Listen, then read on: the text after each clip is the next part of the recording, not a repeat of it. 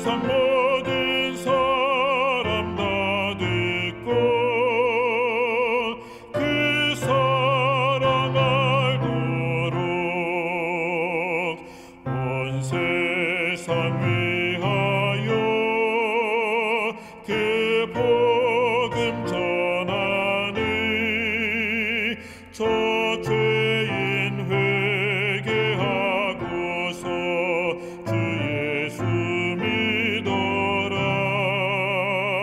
죄인을 위하여 주 돌아가신 것 나 증거하지 않으면 그 사랑 모르리. 전하고 기도해 매일 증인 되리라. 세상 모든 사람 다 듣고 그 사랑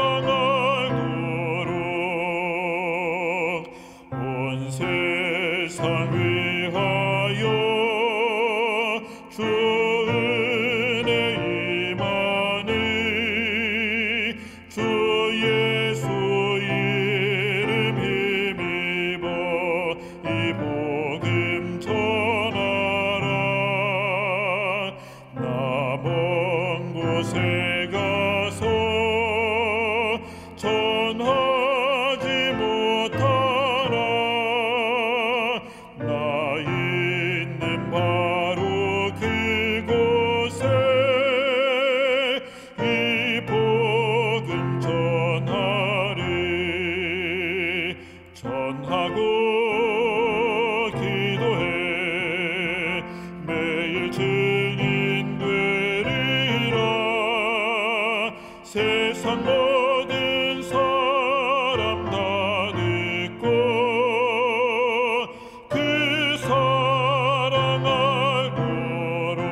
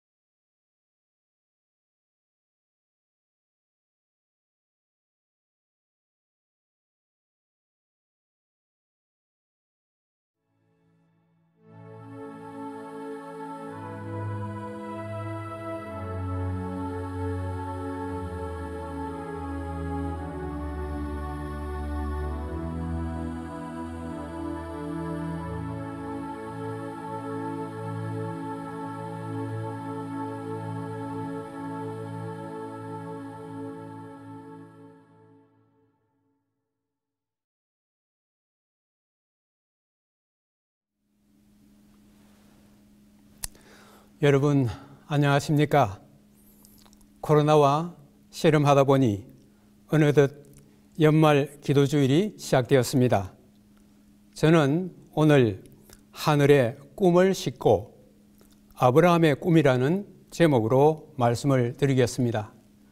오늘 말씀은 믿음의 장으로 알려진 히브리서 11장 8절로 10절을 중심으로 해서 말씀드리겠습니다. 이 말씀의 내용을 세 가지로 이렇게 요약할 수가 있겠습니다. 첫째는 부름받은 아브라함, 둘째는 나그네로 산 아브라함, 그리고 마지막으로 세 번째는 하늘 도성을 고대한 아브라함이라고 하는 이 세 제목을 가지고 말씀을 드리도록 하겠습니다. 먼저 부름받은 아브라함 8절의 말씀입니다. 아브라함은 부르심을 받았을 때에 순종하여 장래의 유업으로 받을 땅에 나아갈새 갈 바를 알지 못하고 나아갔으며, 아브라함은 오른편 지도에서 보듯이 그의 고향 갈대아 우르를 떠나서 하란을 거쳐 마침내 약속의 땅 가나안에 이르렀습니다. 오늘 아침에 제가 진주라 천리길이라고 하는 그 먼 길을 몇 시간에 걸쳐서 자동차를 타고 이곳에 왔습니다. 천리길도 참 긴 거리인데 아브라함은 갈대아 우르에서 약속의 땅인 이 가나안까지 오는 그 먼 길을 자동차도 없었을 것이고 비행기도 없었을 것이고 도보 아니면은 낙타를 타고 왔을 때인데 그 먼 거리를 고향을 떠나는 아브라함의 모습을 오늘 다시 한번 생각하게 되는 것입니다. 8절의 말씀은 아브라함이 고향을 떠났을 때에 그의 두 가지 태도를 보여주고 있습니다. 바로 하나는 하나님의 말씀을 순종하였다고 하는 것이고, 하나는 하나님의 말씀을 순종하여 떠났지만은 갈 바를 알지 못했다고 하는 것입니다. 아브라함은 고국에서 타국으로, 고향에서 타향으로 떠난 이민자였습니다. 아브라함은 그의 고향을 떠나 약속의 땅에 이를 즈음에 하나님은 창세기 2장 12장 3절에 약속하신 것처럼 땅의 모든 족속이 너로 말미암아 복을 얻을 것이라고 그렇게 말씀하셨지만은 그 말씀의 뜻이 무엇인지도 알지 못한 채 낯설고 물설은 외국 땅으로 오로지 순종하며 그 길을 떠났습니다. 여기서 중요한 것은 아브라함의 순종인 것입니다. 만약에 아브라함의 순종이 없었다면은 우리는 성경에서 더 이상 아브라함에 관한 것을 읽어보지 못했을 것입니다. 아브라함은 후에 그의 사랑하는 아들 이삭을 제물로 바치라는 하나님의 음성에 순종하였을 때 그의 순종이 절정에 달았고 참 빛을 발하는 순간이기도 했습니다. 비록 고통스러운 순간이기도 했지만은 하나님의 말씀에 순종하여 떠났으나 그를 기다리고 있는 땅이 어떤 곳이며 그의 장래가 어떻게 될 것인지 갈 바를 알지 못하고 떠났습니다. 그래서 떠나기는 떠났지만은 하나님의 말씀에 순종하여 떠나기는 떠났지만은 불안한 출발이었던 것입니다. 저도 예수 믿는 사람 한 사람도 없는 가정에서 그 가정에 장남으로 태어나 신앙을 받아들이고 마침내 신학을 하러 왔을 때에 참 어려운 시련들이 많아 장차 내 미래가 어떻게 될지 갈 바를 알지 못하고 왔던 기억이 새롭습니다. 그래서 아브라함은 우리가 흔히 믿음의 조상이라고 그렇게 알고 있지만은 순종의 조상이라고도 말할 수 있을 것입니다. 그러나 그가 이민자로서 낯선 땅으로 떠났을 때 그 출발은 불안하였던 것입니다. 두 번째, 아브라함은 나그네로 산 사람이었습니다. 믿음으로 그가 이방의 땅에 있는 것 같이 약속의 땅에 거류하며 동일한 약속을 유업으로 함께 받은 이삭 및 야곱과 더불어 장막에 거하였다, 이렇게 이야기하고 있습니다. 여기에 특별히 저의 관심을 끄는 것은 바로 거류하며라고 하는 이 노란 색깔로 여기에 표시된 거류하며라고 하는 이 단어인 것입니다. 아브라함은 약속의 땅에 왔는데도 왜 거류하며 장막에 살았습니까? 이 원문상으로 보면은 이 거류하다 하는 이 말은 누구누구의 곁에 살다, 원주민 곁에 살다, 거기에서 나그네로 살다 하는 그런 의미로 파생되었습니다. 이 거류하다 하는 이것을 한글 사전에는 어떤 곳에 임시로 머물러 살다, 그런 의미를 갖고 있습니다. 그렇기 때문에 아브라함은 하나님께서 약속하신 그 약속의 땅에 왔지만은 그는 나그네로 살면서 거기가 영구적으로 있을 그런 장소가 아니라 임시로 있을 그런 하나의 것으로 생각하고 이 약속의 땅에 온 것입니다. 그래서 현대인의 성경은 이 원문의 의미를 잘 살려서 이렇게 번역하고 있습니다. 믿음으로 그는 약속받은 낯선 땅으로 가서 같은 약속을 받은 이삭과 야곱과 함께 나그네처럼 천막 생활을 하였습니다. 나그네처럼 천막 생활을 하였습니다.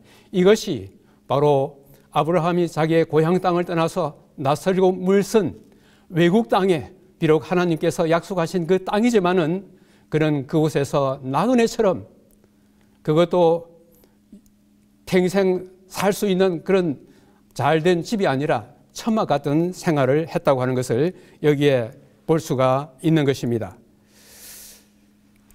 제가 제 자신에게 하나의 별명을 붙였습니다. 닉네임이라 그럴까요? 하사갓입니다.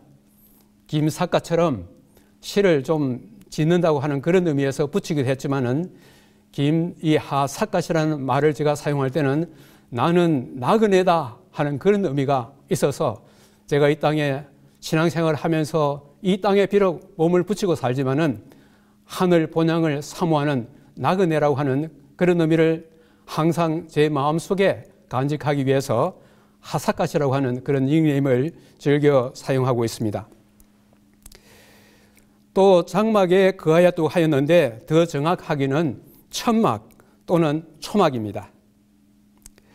나그네라 말과 매우 잘 어울리는 말입니다. 사막에 베두인처럼 훌훌 언제라도 틀고 떠날 수 있는 그런 거처입니다.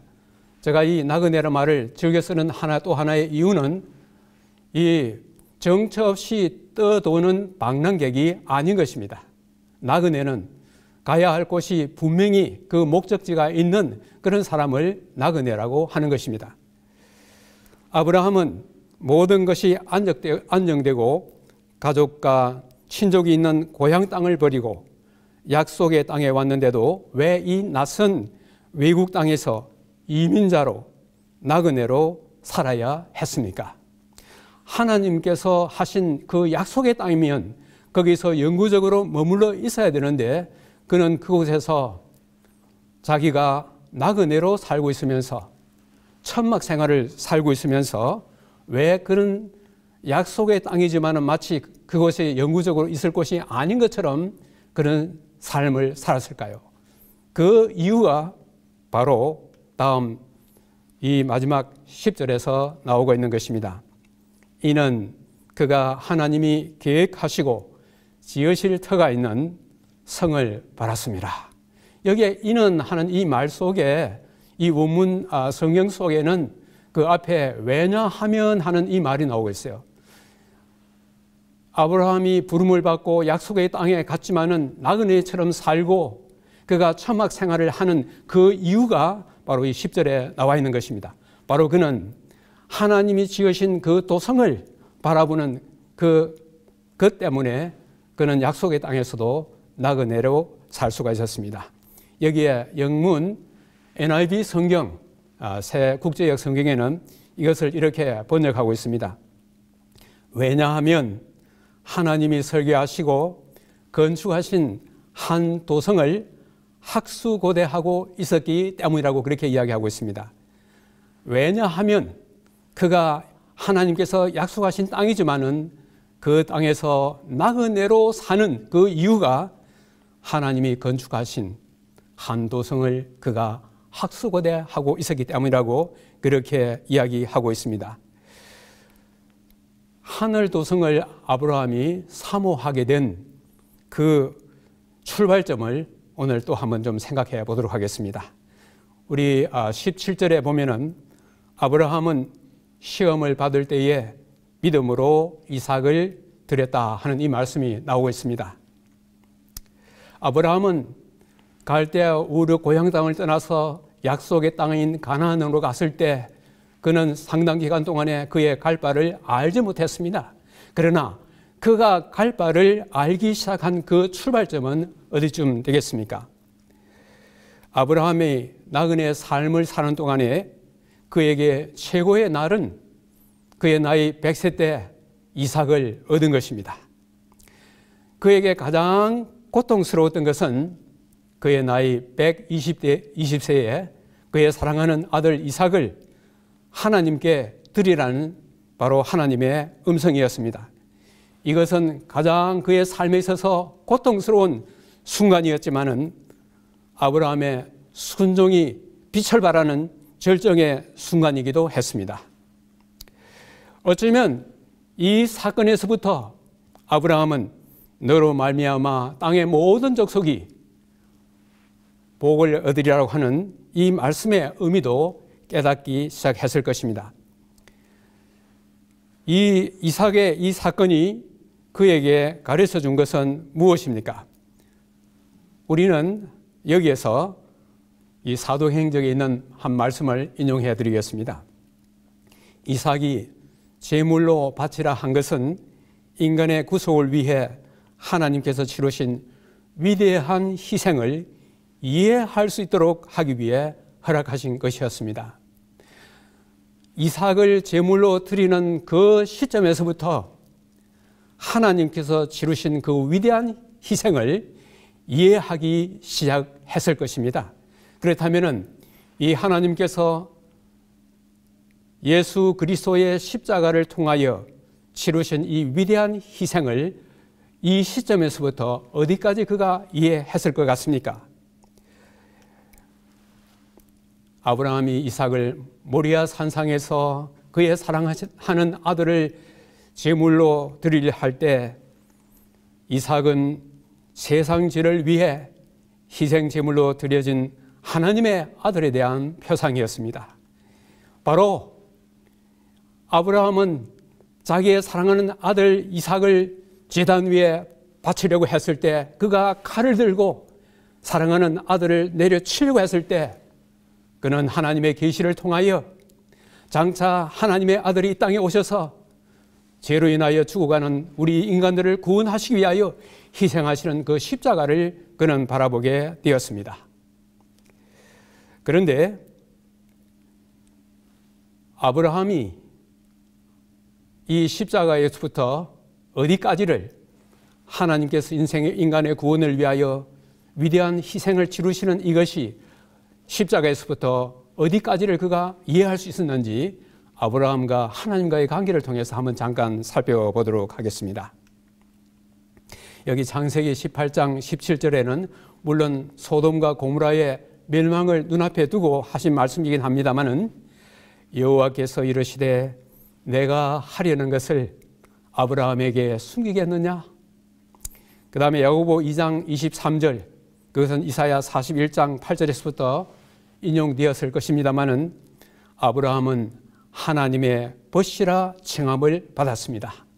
자, 하나님께서는 그가 장차 하시려고 하는 그 모든 일들을 아브라함에게 숨기지 않으신다고 말씀하셨습니다.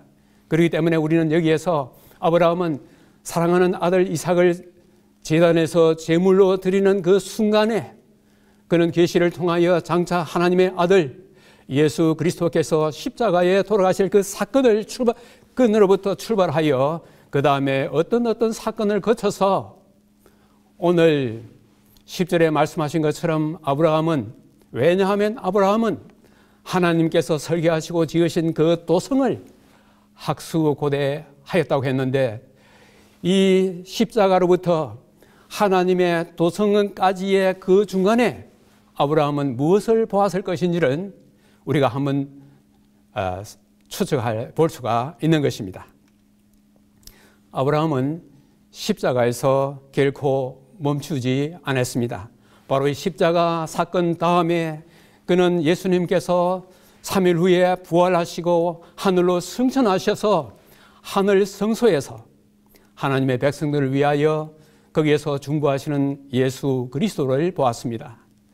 거기에서 하나님의 백성들의 모든 죄를 다 도말하신 다음에는 이 땅에 사는 하나님의 각 시대의 구원의 백성들을 하늘로 데려가시기 위하여 재림하는 광경을 그는 보았습니다. 천천만만의 천사들의 옹이 되어 하늘부터 내려오시는 그 영광스러운 광경을 그는 목도하게 되었습니다. 그리고 그는 거기에서 그치지 않았습니다.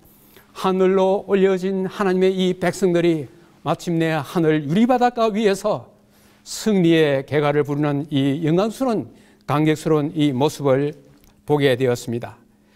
그는 더 이상 갈 바를 알지 못하는 사람이 아니었습니다. 이제부터는 갈 바를 확실히 아는 소망의 사람이 되었습니다. 하늘 도성에 대한 그리움은 그가 이 땅에 사는 목적이었습니다. 우리 아브라함의 믿음을 다시 한번 요약을 하겠습니다. 아브라함은 하나님의 음성에 절대적으로 순종하는 사람이었습니다. 그러면서 아브라함은 하나님께서 약속하신 그 땅에 살았지만은 이제부터 그는 그 가나안 땅이 그가 영구적으로 거할 땅이 아니라 하나님이 설계하시고 지으신 그 영원한 하늘 도성이 그의 최종적인 정착지인 것을 알고 그는 이 땅에 나그네로 살았습니다.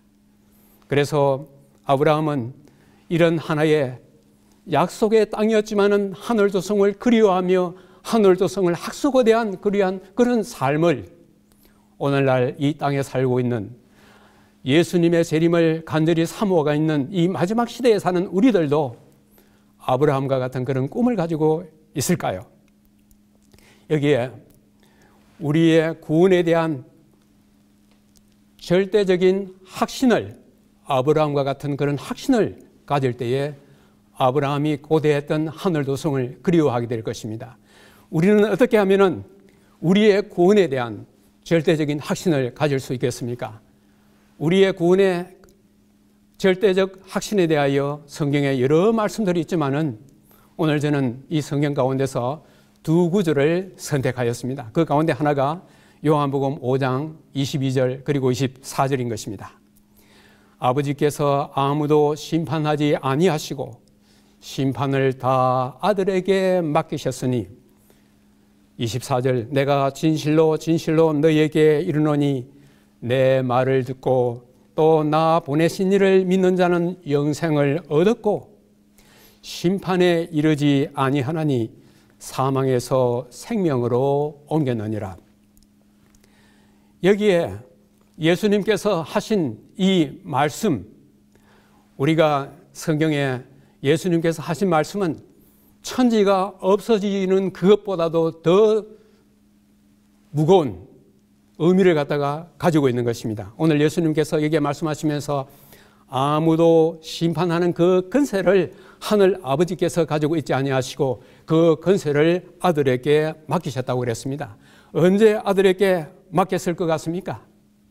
우리 마태복음 28장 18절에 보면은 예수님께서 하늘로 승천하기 직전에 이 말씀을 한 것입니다. 예수께서 나와 말씀하여 이르시되 하늘과 땅으로 모든 권세를 내게 주셨으니 예수님께서 십자가에 돌아가신 그 사건 이후로 그리고 하늘로 승천하셨을 때는 하늘에서 왕과 대제사장으로 등극하시면서 모든 사람들의 심판하는 권세를 아들에게 맡기셨다고 그렇게 이야기하고 있습니다. 여기에 맡기셨다고 하는 이 말은 우리가 단순히 맡겼다 그렇게 이해할 수 있겠지만은 원래 이 성경 원문에는 이것이 현재 완료 시제로 되어 있는 것입니다. 이것은 완료 시제라고 하는 것은 과거 어느 시점에서 출발해 가지고 그것을 현재도 여전히 그것을 그 영향력을 끼치고 있고 그것을 현재 가지고 있는 그 상태를 말하는 것입니다. 바로 예수님께서는 십자가 이후로 하나님께서 아들에게 맡기신 그 심판의 권세를 현재도 여전히 가지고 있다는 그 말씀을 하고 있는 것입니다. 그 다음에 24절입니다. 내가 진실로 진실로, 여기에 진실로 진실로 하는 이 말은 우리 원문 속에는 아멘, 아멘입니다. 예수님께서 그저 말씀하셔도 그 말씀이 참으로 중요한데 그 말씀 앞에 두 번이나 아멘, 아멘 했을 때 그 다음에 하는 말이 얼마나 중요한 것인지를 우리는 알 수 있을 것입니다. 아멘, 아멘. 너희에게 이르노니 내 말을 듣고 나 보내신 이를 믿는 자는 영생을 얻었고 여기에 우리는 영생을 얻었고 하는 것이 우리 한글 성경에는 이것이 하나의 과거로 되어 있지만은 그러나 원문에는 이게 현재인 것입니다. 내 말을 듣고 또 나 보내신 이를 믿는 자는 영생을 현재 소유하고 있고, 영생을 현재 소유하고 있고, 거기에 또 무슨 약속이 있었습니까? 심판에 이르지 아니한다고 했습니다. 심판에 이르지 아니한다고 했습니다. 그리고 여기에 사망에서 생명으로 옮겼느니라, 이것도 현재 완료인 것입니다. 과거 어느 시점에서 시작해가지고 현재 사망에서 생명으로 옮겨와 있는 상태를 여기에서 이야기하고 있습니다. 그런데 여기 나 보내신 이를 믿는 자는 옮겼느니라, 마치 자기가 옮긴 것처럼 그렇게 되어 있는데, 이 옮겼느니라는 말보다도 원문상으로는 여기에 제가 얘기했습니다. 넘어갔다, 건너갔다. 이 의미가 원문이 가지고 있는 그 의미가 아주 의미가 가깝습니다. 그러므로 사망에서 생명으로 넘어갔다, 건너갔다, 그런 의미가 여기에 말씀하고 있습니다. 그 다음에 구원에 대한 두 번째의 그 절대적인 확신을 가질 수 있는 것은 출애굽기 12장 12절, 23절 이 6월절 사건과 관련되는 것입니다. 우리는 애굽의 그 10재앙 가운데 마지막 10째 재앙의 그 마지막 밤에 하나님께서 지시하신 그 지시가 여기 나오고 있습니다. 피를 문 임방과 좌우 설주에 뿌리고 아침까지 한 사람도 자기 집 문 밖에 나가지 말라. 여호와께서 애굽 사람들에게 재앙을 내리려고 지나가실 때에 문 임방과 좌우 문 설주의 피를 보시면 여호와께서 그 문을 넘으시고 멸하는 자에게 너희 집에 들어가서 너희를 치지 못하게 하실 것입니다. 우리는 이 사건을 너무나 잘 알고 있습니다. 여기 왼편에 보시는 이 그림처럼 이스라엘 백성들은 하나님의 그 지시에 순종하여 양의 피를 문 임방과 좌우 설주에 뿌리고 그 다음에는 그 집 안에 들어가서 아침까지 그 문 밖에 나오지 말라는 하나님의 지시에 순종하여 그 집 안에 있었습니다. 이때에 그 밑에 있는 그림이 보는 것처럼 멸망하는 천사가 애굽 사람들의 집을 통과하고 이스라엘 백성들이 있는 집을 통과할 때에 피가 없는 집에는 사망이 있었지만은 문 설주에 피가 발려있는 그 집은 넘어갔습니다. 우리는 이 사건을 잘 알고 있는데 여기서 저는 한 가지 이 집 안에 있는 사람들이 어떻게 그들의 생명이 보존되고 그들이 어떻게 구원을 받았는가 하는 것입니다. 그들이 완전해서 구원을 받았을까요? 그들에게 흠이 없어서 구원을 받았을까요? 아닙니다. 그들 스스로는 결코 흠이 없거나 점이 없거나 완전하기 때문에 이 멸망의 천사의 손에서부터 보존될 수가 없었던 것입니다. 그들이 보존되고 그들의 생명이 지켜졌던 것은 바로 문 좌우 임방과 설주에 뿌려진 어린 양의 피였습니다. 로마서 3장 25절에 사도 바울은 여기와 유사한 말씀을 이렇게 이야기하고 있습니다.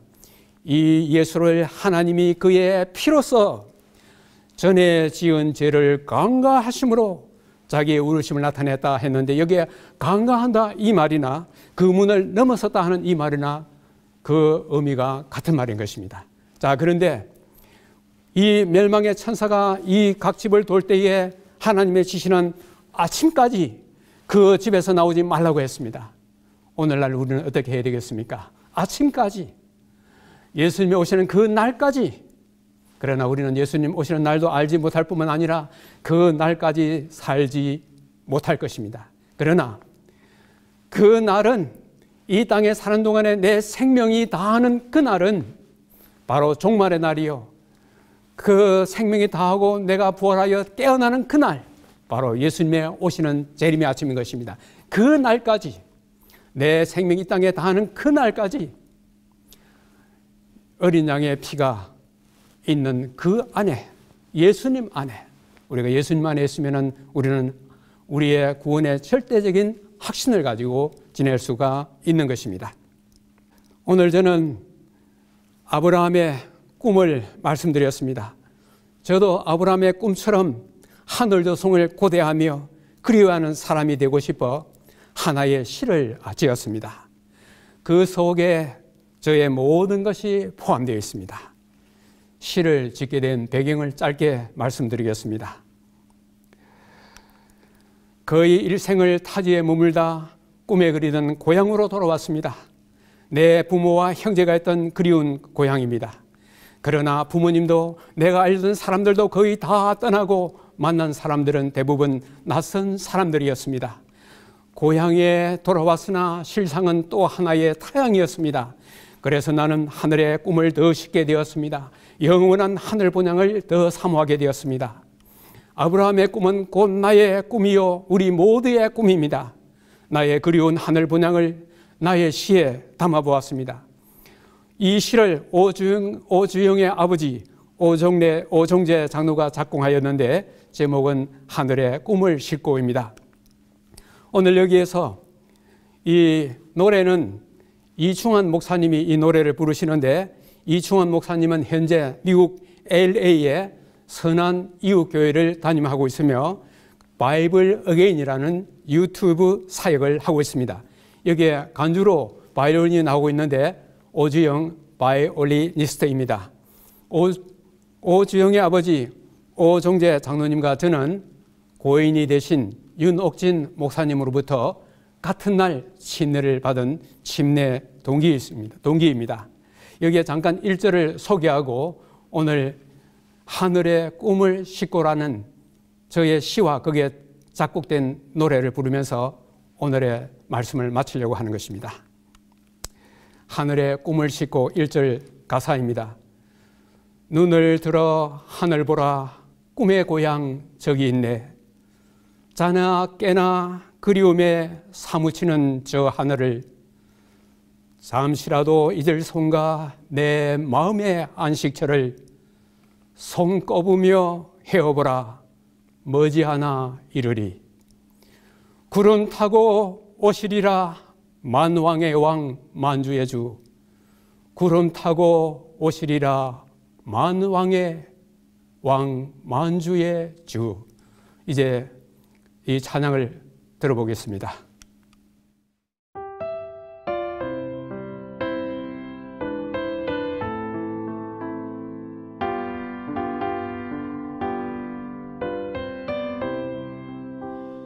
눈을 들어 하늘 보니 꿈의 고향 저기 있네. 자나 깨나 그리움에 사무치는 저 하늘을 잠시라도 잊을 son가 내 마음의 안식처를 손꼽으며 헤어보라 머지않아 이르리. 구름 타고 오시리라 만왕의 왕 만주의 주. 구름 타고 오시리라 만왕의 왕 만주의 주. 밤하늘에 반짝이는 별무리들 춤을 추고 천사들은 비파 들고 하늘 선율 들려주네. 이 땅 위에 나그네는 잠 못 들어 하는구나. 두 손 모아 간구하라 환희의 날 이르리. 구름 타고 오시리라 만왕의 왕